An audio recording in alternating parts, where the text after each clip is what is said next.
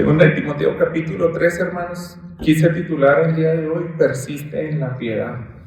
El apóstol Pablo tenía una problemática, ¿verdad? En aquel entonces, en la iglesia, habían entrado falsos maestros. De hecho, de las últimas cartas que se escriben pastorales, en los últimos tiempos, ya cuando eran ancianos, Pedro, Pablo, Juan, ellos tienen que lidiar con este tipo de problemas que falsos maestros están entrando a las iglesias. Y es una realidad, hermanos, que ha sido hasta los días de hoy. En este capítulo 3 nos habla de esa realidad. Y yo tratando de investigar un poco en, pues digamos, personajes actuales, se siente algo de tristeza, ¿verdad? Hasta dónde es capaz de llegar el hombre. Porque son personas que debieran de modelar la piedad, pero hacen todo lo contrario. Estaba escuchando de un pastor en Pittsburgh, que él, al parecer era un pastor metodista, se decepcionó de una secta donde se metió. Entonces, la que inauguró esa secta, una pastora, pues se adjudicó que ella era el Mesías. Entonces muere y a los 3 días prometió resucitar, pero no resucitó. Ahí se acabó la secta, pero él asistía a esa secta. Entonces él, en su entendimiento y sus ganas de que siguiera adelante, les explicó a los seguidores: saben que yo soy el espíritu de Cristo, de nuestra pastora, entró en mí y ahora yo soy el próximo líder. Este hombre era pelirrojo, entonces el pueblo se empezó a extrañar que empezaron a nacer muchos niños pelirrojos. Él tenía digamos, una especie de harem de personas, de mujeres, que él las tomaba y tenía relaciones sexuales con ellas y empezó a tener muchos hijos. Y ahí fue donde pues terminaron con la secta, ¿no? Destaparon todo lo que él hacía. Entonces, cuando uno lee ese tipo de cosas, de que abusaba de tantas mujeres, se puede sorprender. Aquí en México, hermanos, no nos vamos tan lejos. Eso fue hace como unos 70 años, me parece, allá en Estados Unidos, pero aquí es actual lo que tenemos, ¿verdad? De Jasón, el último líder de La Luz del Mundo, esa secta que tenemos, también tiene algo que no se puede ni decir los detalles, hermanos, de tan terrible que era el operando de este hombre. Pues engañaban a las mujeres desde niñas para que solamente vivieran para darles placeres a los líderes de esa iglesia. Entonces son cosas tan terribles, hermanos, que uno pudiera pensar, es tan grotesco y no debiera de pasar, pero ocurre, hermanos, ocurre aquí mismo en nuestra ciudad, en otras iglesias. Es una realidad y la Escritura, hermanos, nos instruye en este día. ¿Qué hacemos con ese tipo de noticias? Porque yo, hermanos, me he dado cuenta y platicando con amigos, y también han personas llegado lastimadas, heridas por ese tipo de líderes. Dicen, ¿qué hacemos? O sea, él está fallando a Dios, está abusando de ovejas y pues uno no sé, como que hasta entra en shock, ¿verdad? No sé ni qué más decir porque es algo que uno preferiría que jamás se presentara. Pero la Escritura, hermano, nos dice que eso es una realidad desde los tiempos de Pablo. Entonces yo espero que en este día nos anime este pasaje. A veces es necesario hablar de esto. Yo creo que no nos ponemos un domingo indicado para hablar de este tipo de cosas, pero si predicamos la Escritura verso a verso, vamos a ver que a veces es necesario, porque ahí vienen instrucciones. Persiste en la piedad, eso es como uno se puede alejar de ese tipo de falsos maestros. Entonces en esta mañana vamos a tratar de abarcar todo ese capítulo 3 y yo solamente en 2 encabezados quisiera ver la primera parte, que es esa advertencia, sigue siendo real para nosotros, hermanos, el peligro de los falsos maestros. Y para nosotros mantenernos alejados, es la mejor manera, es atendiendo un llamamiento a la fidelidad. Vaya conmigo, los versículos 1 al 5 dice de la siguiente manera: pero debes saber esto, que en los últimos días Vendrán tiempos difíciles, porque los hombres serán amadores de sí mismos, avaros, jactanciosos, soberbios, blasfemos, desobedientes a los padres, ingratos, irreverentes, sin amor, implacables, calumniadores, desenfrenados, salvajes, aborrecedores de lo bueno, traidores, impetuosos, envanecidos, amadores de los placeres en vez de amadores de Dios, teniendo apariencia de piedad, pero habiendo negado su poder, a los tales evita.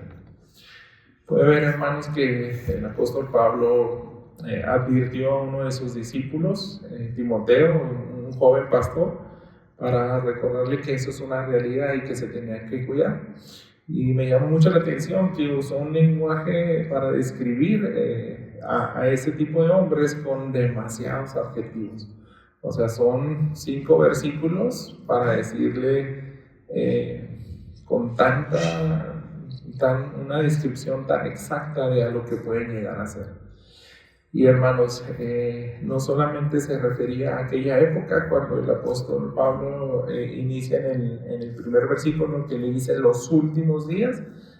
Por falta de tiempo no vamos a ahondar en exactamente cuánto abarca esto, pero déjeme decirle que todos los estudiosos aseguran que Pablo se está refiriendo a la venida de Cristo cuando Él vino y nació y muere y resucita y asciende a la gloria. Ahí se inaugura esa época. Algunos le dicen dispensación, algunos le hablan los tiempos, los últimos tiempos. Entonces Pablo le dice, ya estamos en esos últimos días y se van a aparecer esa clase de hombres. Entonces, desde el tiempo de Jesús hasta nuestros días, hermanos, vamos a ver ese tipo de hombre. Y pareciera que toda esa descripción, si nos detenemos solamente hasta los primeros 4 versículos, estaría hablando de personas inmorales que no quieren saber absolutamente nada acerca de Dios, que no tienen nada que ver con la religión. Pero lo impresionante, hermanos, es que son personas que usan el estándar de la religión, de buscar a Dios, y ahí ellos, digamos, se están disfrazando.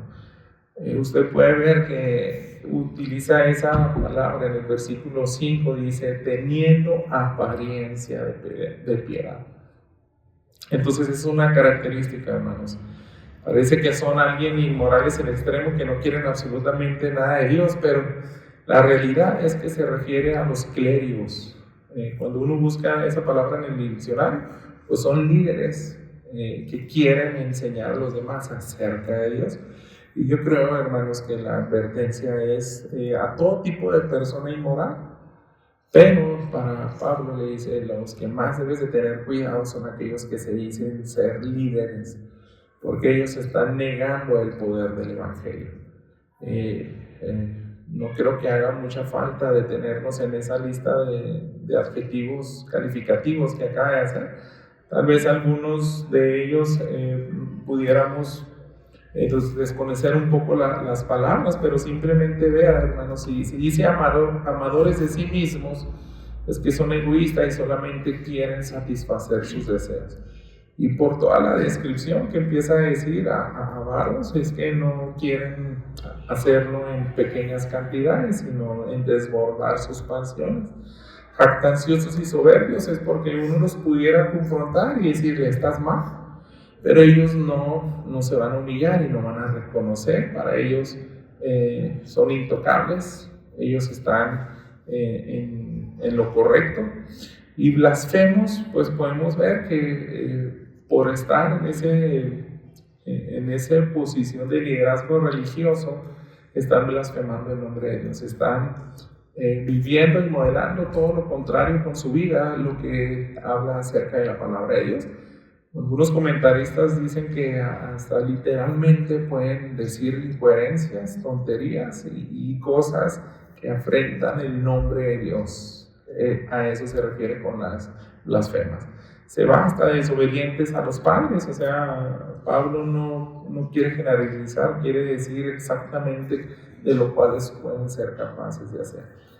Porque en todas las culturas estamos impregnados de la imagen de Dios y se nos queda, ¿verdad? Ese principio es algo interno de que naturalmente somos agradecidos con los padres, queremos honrarlos, pero dicen ellos no. Para ellos se insensibilizan y no quieren hacer absolutamente nada para honrarles, ingratos, irreverentes, porque seguramente va muy ligado con eso. Y sin amor, pues es solamente al prójimo, ellos solamente se aman a sí mismos, ¿verdad? Por eso no les interesa, ¿verdad?, dañar a las personas. Aquí viene una palabra, implacables, que a lo mejor no estamos muy relacionados con ellas, pero es algo, un sinónimo pudiera ser que nada los puede detener. Nada los puede detener. Me ha tocado escuchar casos aquí en la ciudad de que hay pastores que los confrontan con su pecado y no se detienen. O sea, los sacan a la luz, avisan a medio mundo lo que hizo y les muestran pruebas, pero no se detienen. Y eso es tan impresionante, ¿verdad? Eso se puede referir la palabra implacable. Y pues son adjetivos, hermanos, que vienen en nuestro idioma. No debiéramos de pasar tanto tiempo en explicarlos, ¿verdad? Pero usted puede ver, hermanos, es algo tan increíble, ¿verdad? Que toda esa descripción se puede dar a un solo hombre. Aborrecedores de los nuevos, traidores, impetuosos, envanecidos, amadores de los placeres en vez de amadores de Dios. Entonces, en aquella época se pudieran identificar también los fariseos, aquellos líderes religiosos que Jesús les dijo: ustedes son como sepulcros blanqueados, son de manera externa tan bonitos, tan lujosos, pero de manera interna están muertos, hay podredumbre, está lo peor, lo más despreciable que pueda haber. Así es el corazón de ellos. Solamente por fuera parecen alguien piadoso, alguien que teme a Dios, pero es todo lo contrario. Entonces, hermanos, esta es una realidad. ¿Qué hacemos con eso, hermanos? En la época del apóstol Pablo también se podía dar una descripción. Parece que ya empezaban algunos términos que décadas después se conocía como los gnósticos o los antinomianos. Para que entienda un poquito la descripción, en esa época de Pablo y Timoteo, los antinomianos eran personas, maestros de la escritura, que separaban la importancia de lo físico y lo espiritual. Ellos decían: si tú sigues una vida piadosa y naces de nuevo, sigues a Cristo, te alimentas espiritualmente y ahí está tu deleite, ya todo lo que hagas físicamente no aplica. O sea, no es un pecado que te vaya a afectar. Entonces, esta idea, hermanos, al parecer era tan famosa en esa época, por eso llegaban a ese tipo de, extremos en su moralidad. Ellos lo hacían de manera tan tranquila, diciendo: voy a pecar, al darle, ni decían voy a pecar, sino que simplemente voy a dar placeres a mi carne, y eso no es malo. Eso no es malo. Y lo más peligroso, hermanos, es que a los débiles, pues los arrastraban. Fíjese en los versículos 6 al 7, ahí se vienen unos detalles, porque entre ellos están los que se meten en las casas y se llevan cautivas a mujercillas cargadas de pecados, llevadas por diversas pasiones, que siempre están aprendiendo, pero nunca pueden llegar al pleno conocimiento de la verdad. La instrucción para que Timoteo lidiara con ese tipo de personas era tan tajante que le dice simplemente: apártate de ellos, a los tales evitas. Al final del versículo 5 dice eso. Entonces, de esa manera se protege a la demás congregación. No tenga nada que ver con este tipo de personas, pero si no se instruye de esa manera a las ovejas, podría ocurrir lo que describe aquí el apóstol Pablo. Ellos van visitando de casa en casa. Entonces, desde que tocan a la puerta de tu casa, ese hombre que un pastor sabio ya identificó, lo tiene que denunciar a la congregación y ellos tienen que hacer caso a su pastor, ¿verdad? Piadoso. Pero, ¿qué pasaba? Que habían personas que les daban cabida, escuchaban sus enseñanzas y con tal astucia ellos podían convencer de que ese estilo de vida que llevaban ellas también podían vivir con una tranquilidad, ¿verdad? Entonces ahí podemos ver, hermanos, que esos incidentes al parecer no eran pocos. El apóstol Pablo yo creo que ya había escrito cartas similares a otras iglesias. Recuerda que no tenemos todas las cartas que escribía el apóstol Pablo, las que se conservaron, pero sí eso le está dando instrucciones a los pastores que van a seguir su ministerio. Entonces yo creo que podemos asegurar que era una realidad, hermanos. Hay personas que engañan a aquellos que son débiles. Ahorita vamos a entrar en más detalles en eso.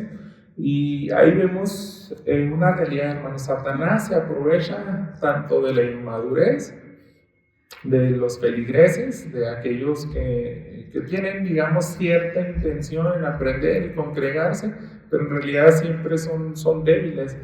Y juntándolo con los deseos desenfrenados de un líder así, pues llegan a cometer las peores cosas, ¿verdad?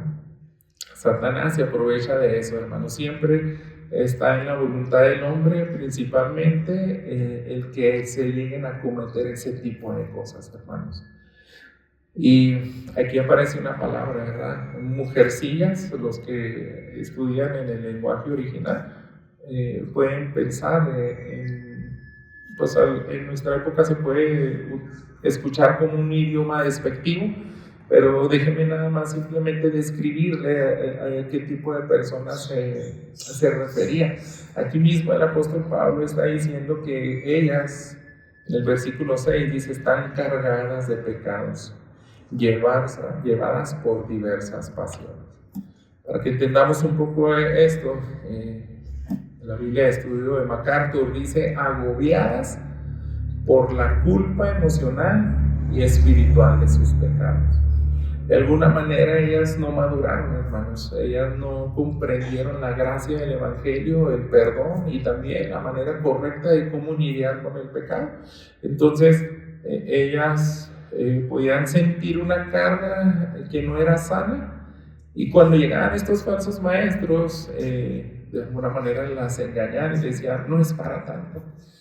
Podemos pensar, ¿verdad?, en muchas maneras cómo ellos operaban, pero a fin de cuentas ahí está la combinación, hermanos. Son personas que nunca, creo yo, que tuvieron un encuentro real con Cristo Jesús. No fue tan profundo en cómo ellos se relacionaron con Dios. Y nosotros ahí en el versículo 7 estamos viendo más detalles. ¿Por qué? Dice, siempre están aprendiendo, pero nunca pueden llegar al pleno conocimiento de la verdad. Entonces, el congregarse, hermanos, nos enseña un principio aquí, no es garantía de que todo va a ir bien, sino la garantía de que uno se va a mantener santo es hasta que llegue al pleno conocimiento de la verdad. Y la manera más clara de eso, hermanos, es cuando tú encuentras a Jesús ya de manera personal. O sea, esa plenitud de que Jesús ya es real en ti, una fe pura, donde tú lo pudiste experimentar. Tú puedes tener la certeza de que eres hijo de Dios. Te convenció el Evangelio de que necesitabas un Salvador. Entonces, por lo visto, este tipo de congregantes, de estas mujeres, tenían bastante conocimiento de la Escritura, pero nunca se rindieron a Jesús. Solamente en Hebreos usa una palabra como si nada más probaran, pero nunca ingirieron. O sea, fueron capaces hasta de ver el Espíritu Santo obrar en otras personas, pero en ellos nunca sucedió así. Y bueno, podemos indagar en muchos casos. A lo mejor fueron engañadas, algunas fueron forzadas, algunas fue sutilmente, algunas ellas pudieron facilitárselos más que otras. No sé, hermanos, pero la realidad es que esto ocurría en la iglesia que algunas congregantes fueron presa fácil de estos hombres. Entonces es una tristeza, ¿verdad? Y es una realidad. Ser congregante no es garantía, hermanos, de crecimiento espiritual. La meta siempre va a ser el pleno conocimiento de la verdad. Usted puede ver en cartas como Efesios, también como Filipenses, que la oración constante de Pablo es que uno conozca de manera plena el Evangelio. Utiliza palabras como: ojalá que ustedes puedan entender lo ancho, lo profundo, lo vasto que es el Evangelio, porque eso va a ser la diferencia, ¿verdad? Pero aquí no ocurre así, hermanos. Y el apóstol Pablo les recuerda a algunos personajes que no se menciona esos nombres en la Biblia, pero la tradición judía siempre ha apuntado a que son los magos que se opusieron a Moisés. Vaya conmigo en los versículos 8 y 9, dice así: y así como Janes y Jambres se opusieron a Moisés, de la misma manera estos hombres se oponen a la verdad. Son hombres de mente depravada, reprobados en lo que respecta a la fe. Pero no progresan más, pues su insensatez será manifestada a todos, como también sucedió con la de aquellos dos. Y le repito, la tradición ha dicho, por ejemplo, en comentarios de judíos que tienen tradición oral y que se transmitieron el conocimiento por siglos, dijeron, así se llamaban aquellos hombres de los magos que pudieron replicar algunos milagros, ¿verdad? Que hizo Moisés cuando sacaron a las 12 tribus de Egipto, ¿verdad? Cuando mandó las 10 plagas.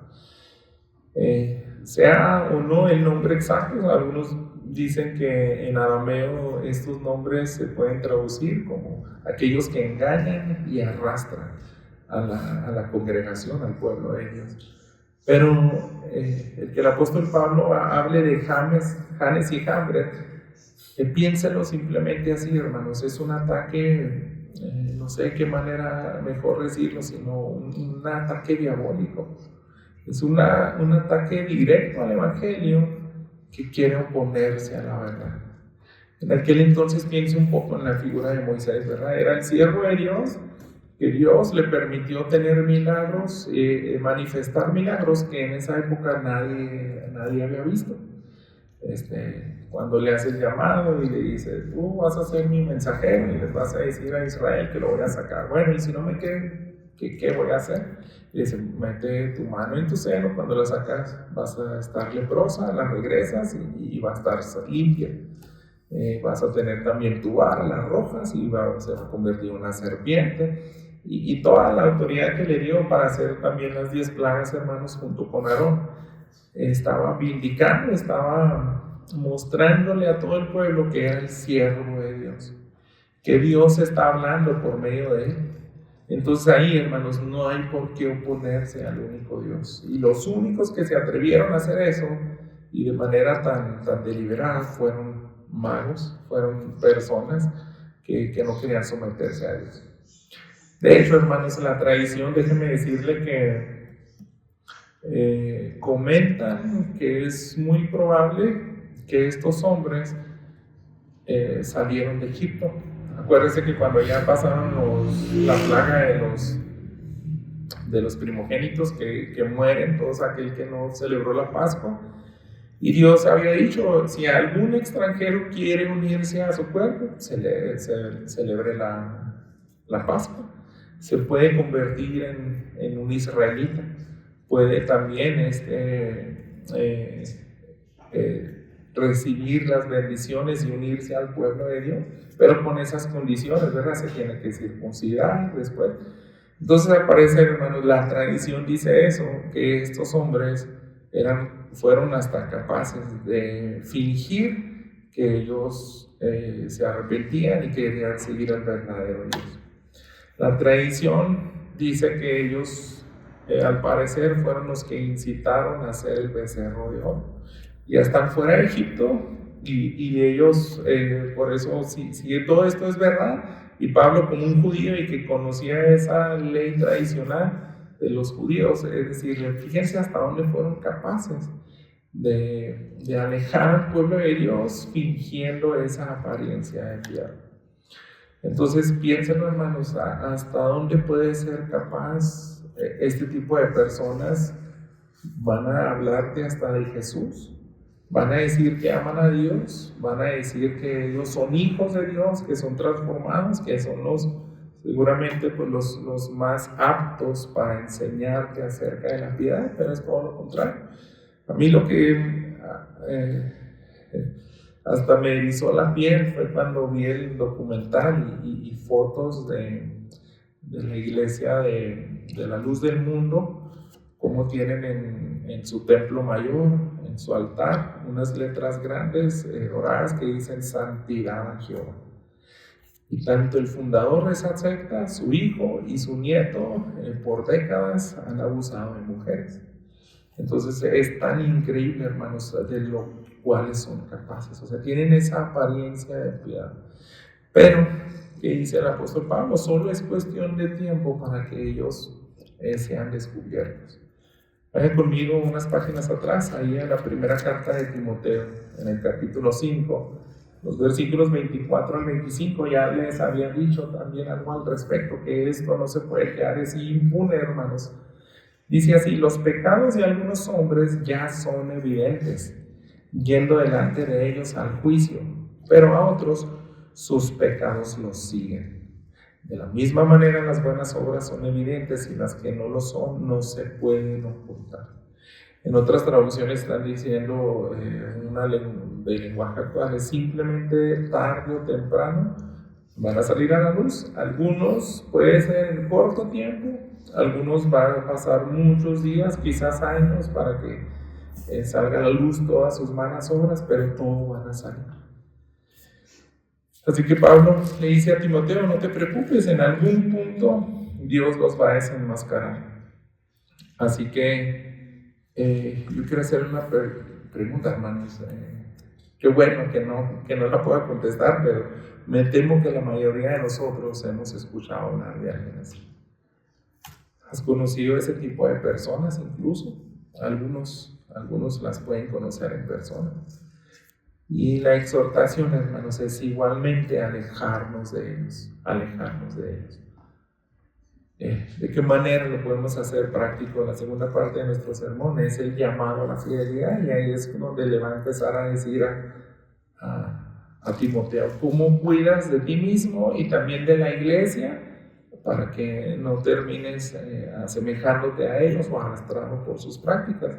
Y es de la siguiente, es en el versículo 10, dice así: pero tú has seguido mi enseñanza, mi conducta, propósito, fe, paciencia, amor, perseverancia, mis persecuciones, sufrimientos como los que me acaecieron en Antioquía, en Iconio y en Listra. ¿Qué persecuciones sufrí? Y en todas ellas me libró el Señor. Y en verdad, todos los que quieren vivir piadosamente en Cristo Jesús serán perseguidos. Pablo, hermanos, fue un ejemplo en todo sentido de la palabra. De manera íntegra pudo modelar a Timoteo, a Tito, a la iglesia, a los demás pastores de su época, cuál es el poder del evangelio. Lo que negaban en la eficacia de la piedad, aquellos falsos maestros, Pablo hizo todo lo contrario. Piénselo de la siguiente manera: Pablo está mostrando evidencias a Timoteo de que uno puede vivir de una manera santa y piadosa. Decirle: el evangelio es tan poderoso que puede hacerte negar a ti mismo y apartarte de todas las prácticas del mundo y ser como Cristo fue, lo más parecido a Cristo Jesús. Cosa contraria de aquellos que negaron. Ellos, si están practicando tanta maldad, solamente ven por sí mismos y se aprovechan de las demás ovejas. Es que ellos niegan la eficacia del evangelio. Para ellos el evangelio no tiene poder para cambiar corazones, no puede hacerlos que cambien de práctica, no pueden hacerlos cambiar de parecer. Pero Pablo, si se fija, así como utilizó un una serie tan grande de adjetivos para decir cómo es un falso maestro. Él está diciendo, pero fíjate todo lo que puedes lograr cuando el Evangelio se encarna en ti, cuando naces de nuevo, cuando comprendes y vives en la plenitud de la verdad. Cuando la palabra de Dios por fin te convence, tú puedes ser de tanta bendición. En el caso de Pablo, le dice, tú has seguido mi enseñanza. Y ya le había tomado algunos bastante tiempo, ¿verdad? Como discípulo a Timoteo. Pero nunca te enseñé nada más con palabras. Eso es bien fácil. Sino observa mi conducta. Sí o no, predicaba lo que te enseñaba. Entonces, él podía afirmar, ¿verdad? Pablo era capaz de decir, o sea, mi conducta, propósito, mi fe, paciencia, amor. Y eso no fue solamente por poco tiempo, dice, yo pude perseverar hasta esa época de anciano.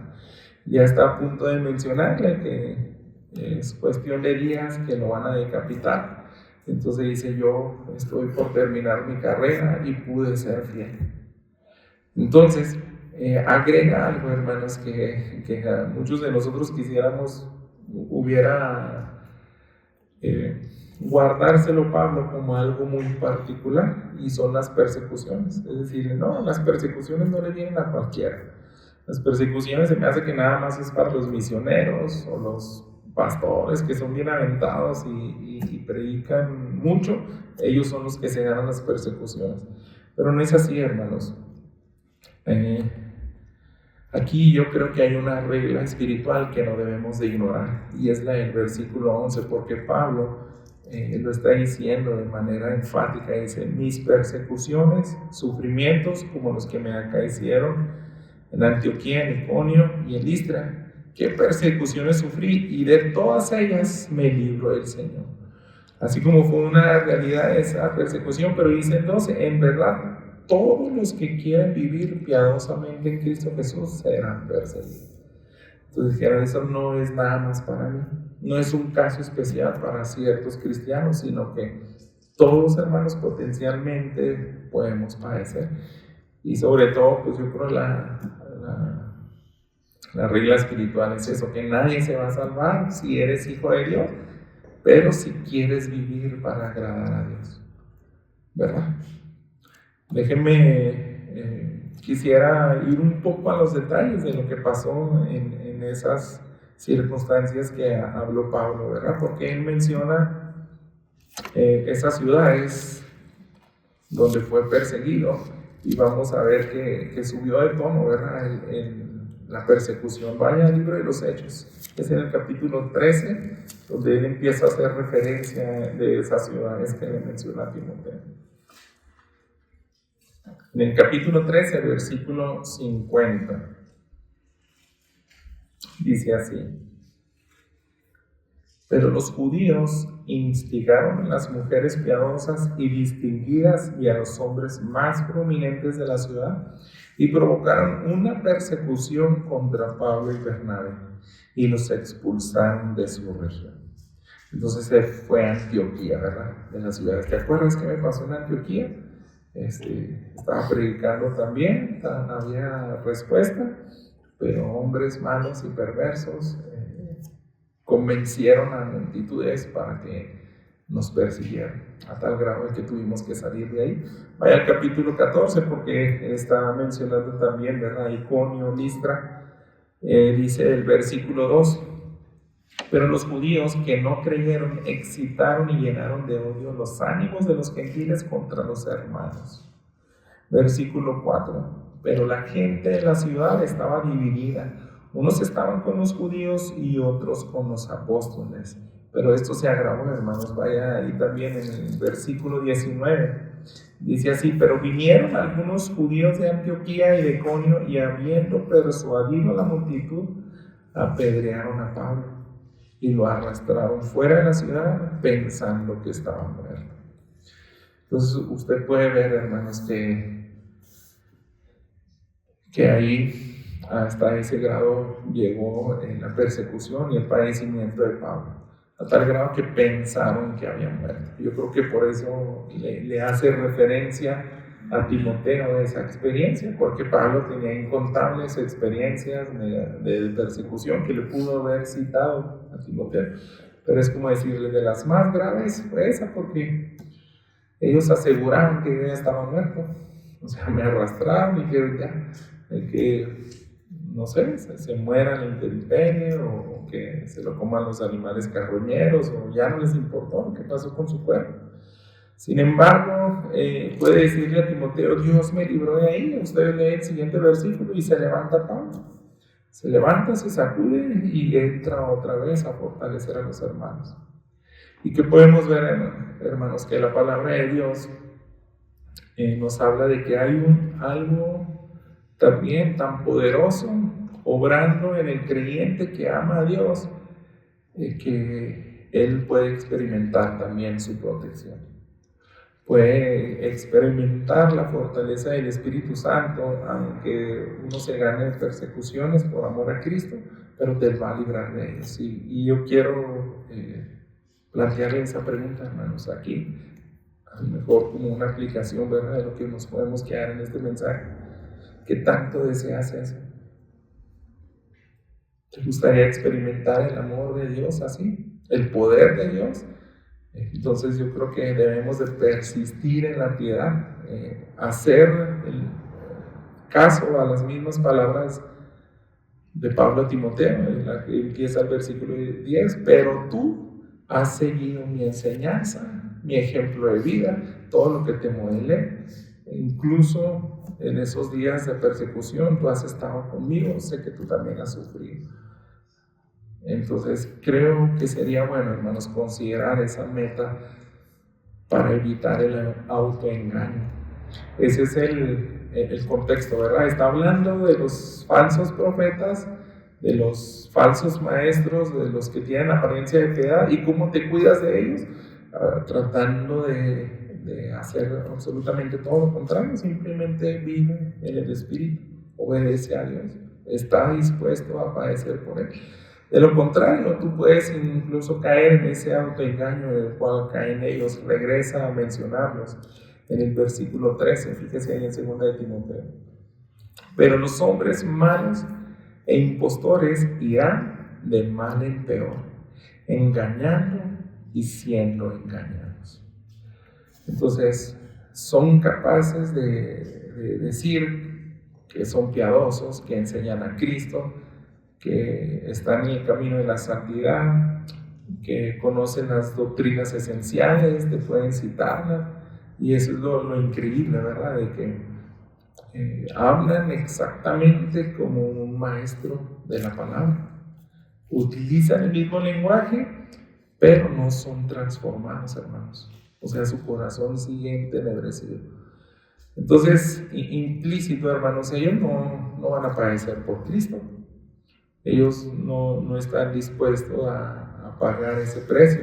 Si van a sufrir, pero por causa de sus pecados, por las consecuencias de la maldad que ellos mismos están practicando, ¿verdad? Son personas cegados por sus pecados.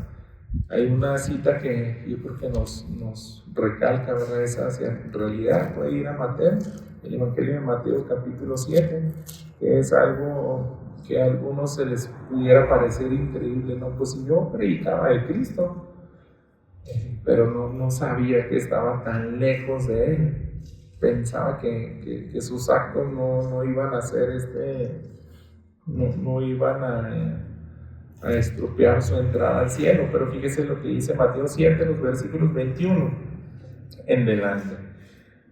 Porque estaba en Marcos. Mateo 7, 21. No todo el que me dice Señor, Señor entrará en el reino de los cielos, sino el que hace la voluntad de mi Padre que está en los cielos. Muchos me dirán en aquel día, Señor, Señor, ¿no profetizamos en tu nombre y en tu nombre echamos fuera demonios? Y en tu nombre hicimos muchos milagros. Entonces les declararé, jamás los conocí. Apártense de mí los que practican la iniquidad. Entonces ahí está toda la lista de perversidades que citó Pablo en los primeros 5 versículos a Timoteo. O sea, eso es lo que son capaces de hacer. Personas que proclaman ser hijos de Dios y que Jesús es su Señor, pero sus obras, hermanos, es el problema. Las prácticas, su testimonio, sus pasiones desenfrenadas, todo eso es por lo cual están cegados. No pueden ver, que no puedes separar tu vida espiritual de tu vida física. O sea, es todo junto, todo se entrega para Dios. Más adelante, pues yo creo vamos a ver eso en detalle en Romanos, porque en la segunda parte, si quieren vayan conmigo en Romanos 12:1, ahí decía: por tanto, hermanos, les ruego por las misericordias de Dios que presenten sus cuerpos como sacrificio vivo y santo, aceptable a Dios, que es el culto racional de ustedes. Pablo da esas instrucciones diciendo: no puede separar esa esfera espiritual y física de la vida. El creyente se entrega todo a Dios, a Jesús, cosa que ellos no hacen, ¿verdad? Están cegados por sus pecados. Y podemos terminar ahí regresando a 2 de Timoteo, en el versículo 14, nuevamente instrucciones para que no peligre tanto la vida de Timoteo y tampoco de la iglesia. Dice así en el versículo 13, pero 14, tú, sin embargo, persiste en las cosas que has aprendido y de las cuales te convenciste, sabiendo de quiénes las has aprendido. Desde la niñez has sabido las Sagradas Escrituras, las cuales te pueden dar la sabiduría que lleva a la salvación mediante la fe en Cristo Jesús. La clave de la perseverancia, hermanos, pues está en las Escrituras. Por eso los reformadores podían decir, ¿verdad?, cuáles son las 5 solas, y de donde parte todo, sola Escritura. De solamente de la Escritura y de su autoridad podemos entender que solamente vamos a ser salvos por la fe, solamente a través de Cristo Jesús, solamente por gracia, y todo eso va a ser solo para la gloria de Dios. Y de aquí parte todo, hermanos, de la Escritura. Esa es la clave de la perseverancia de la Escritura. Entonces nos tenemos que asegurar de que estamos experimentando esa fe, hermanos. Si nada más estamos acumulando conocimiento, estamos asistiendo a una iglesia, a reuniones de aprendizaje, pero eso no se consuma y lleva a tener fruto, hermanos, no hay diferencia en lo que ya mencionó, ¿verdad? Vaya a Timoteo capítulo 1, en esa segunda carta, fíjese el versículo 5, dice: porque tengo presente la fe sincera que hay en ti, la cual habitó primero en tu abuela Loida y en tu madre Eunice, y estoy seguro que en ti también. Así tiene que ser la fe sincera, o sea, no tiene que ser algo real. Tu abuela y tu madre te modelaron cómo es un creyente. Ellas no fueron hipócritas, no tuvieron apariencia de piedad como los falsos maestros, ¿no? Ellos te enseñaron igual que yo, tanto mi enseñanza, pero también mi conducta, su fe, la paciencia, el amor, la perseverancia. Entonces, ¿qué le está diciendo Pablo a Timoteo? Si no te aseguras que estás por ese camino, te vas a engañar. O sea, no te va a servir de nada escuchar la palabra de Dios, pero que no la puedas experimentar. La obra del poder del Espíritu Santo lidiando con tus pecados. Entonces, ahí utiliza otra palabra, dice persiste. Y esa es la tarea de todo creyente, ¿verdad? Persistir en el Evangelio. Y aquí están los principales componentes, hermanos, ahí los podemos ver en el versículo 15 al final. Dice, las Escrituras, las cuales te pueden dar la sabiduría que lleva a la salvación mediante la fe en Cristo Jesús. Eso es lo que más tienes que aprender con la Escritura, la fe que es a través de Cristo Jesús. Confiando en su sacrificio, en su persona, eso te va a transformar. eso te va a transformar. Fíjese cómo terminó ese capítulo, versículos que muchas veces aprendemos de memoria, ¿verdad? Pero me temo que yo creo que a veces no persistimos o no llegamos al pleno conocimiento de lo que viene aquí. Miren, toda escritura es inspirada por Dios, útil para enseñar, para reprender, para corregir, para instruir en justicia, a fin de que el hombre de Dios sea perfecto, equipado para toda buena obra.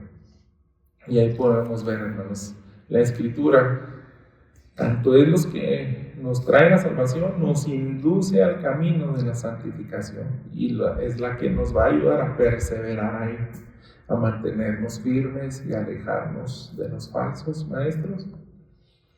Nos va a mostrar que ese es el propósito por el cual Dios escoge a sus hijos para hacerlos semejantes a Cristo Jesús.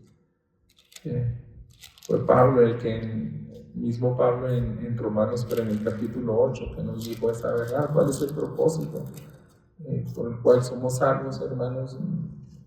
No es simplemente para ir al cielo. Fíjese Romanos 8:29, porque a los que de antemano conoció, también los predestinó a ser hijos, a ser hechos conforme a la imagen de su Hijo, para que Él sea el primogénito entre muchos hermanos. Entonces es el propósito, que tú y yo nos parezcamos más a Jesús, que amemos a nuestro prójimo, que estemos dispuestos a tomar su cruz cada día y dispuestos a morir por Él, a padecer por Él, apartarnos del pecado y hacer, hermanos, una diferencia que se pueda ver incluso abismal a todo aquel que no es piadoso.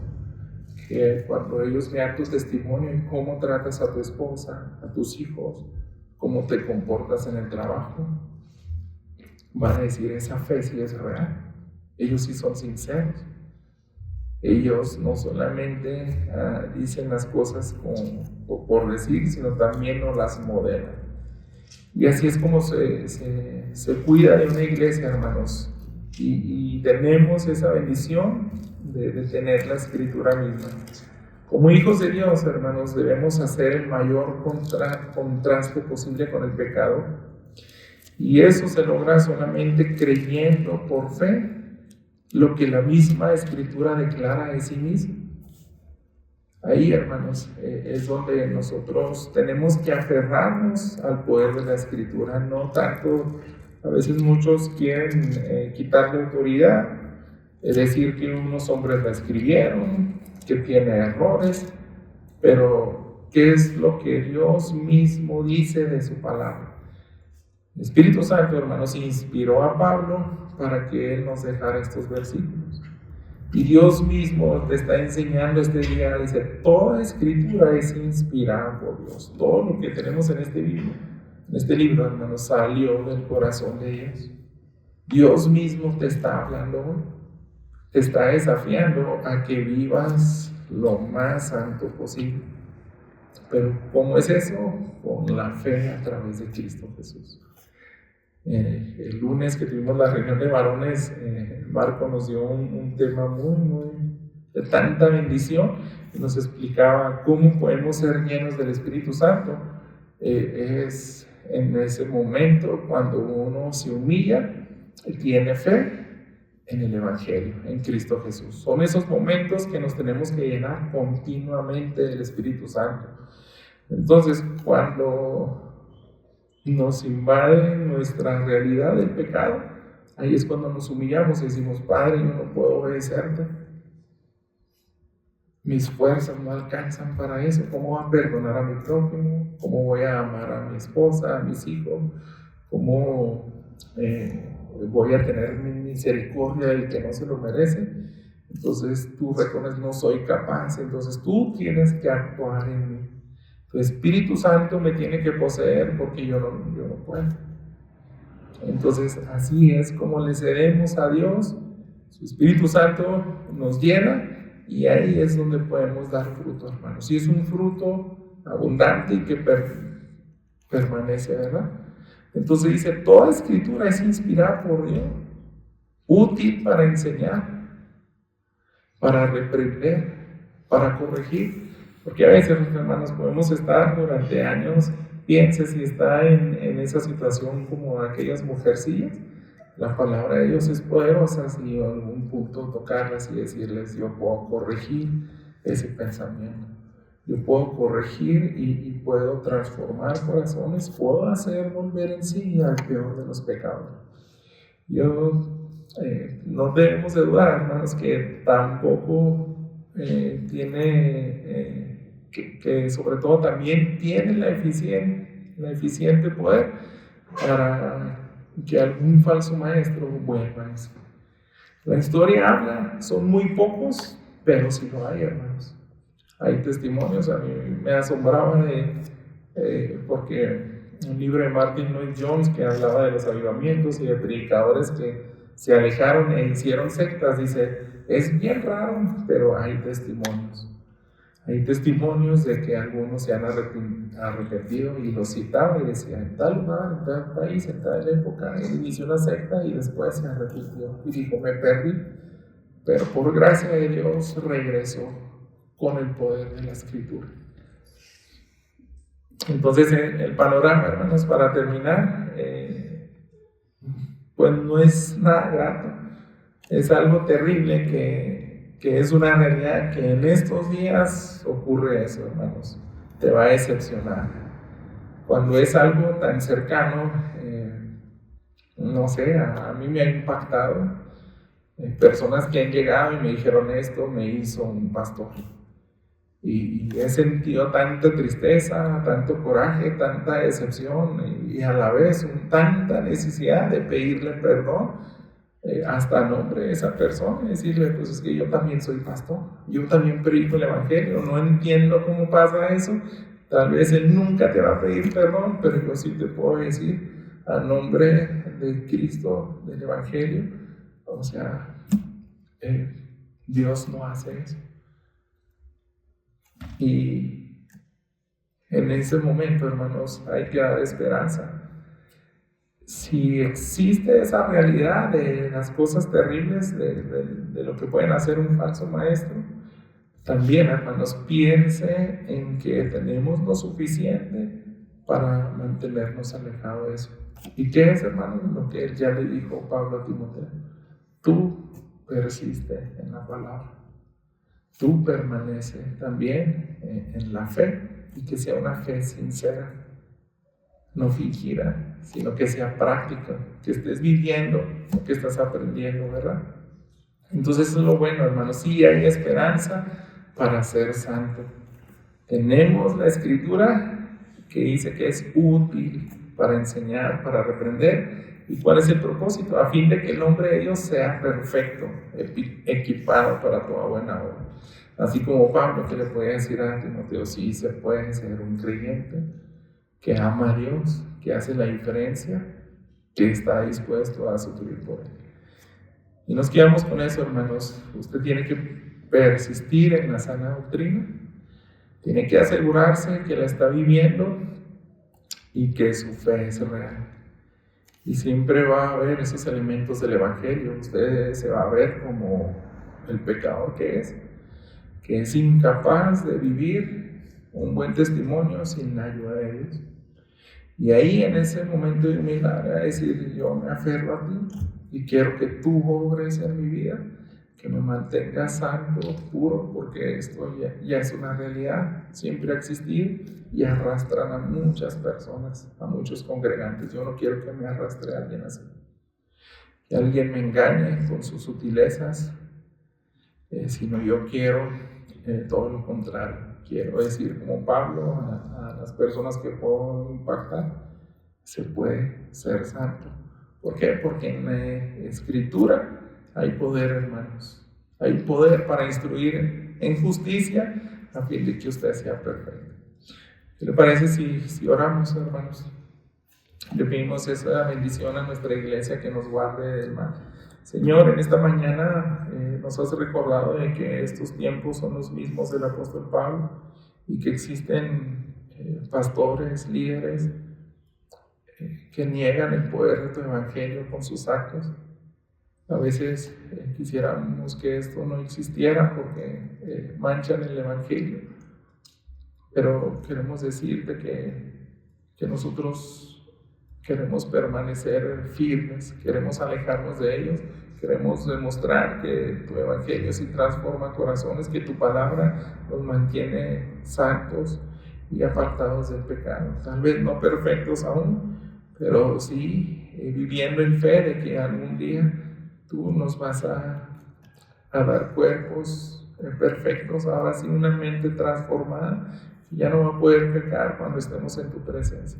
Ayúdanos a aferrarnos a eso y ayúdanos a entender, Señor, que tu palabra no se toma a la ligera, que tu palabra se tiene que poner con la mayor autoridad, porque tú mismo estás diciendo que es poderosa y que no tiene errores. Te pido, Señor, que bendigas a tu congregación y que tu bendición sea en cada una de nuestras familias. En nombre de Cristo Jesús. Amén.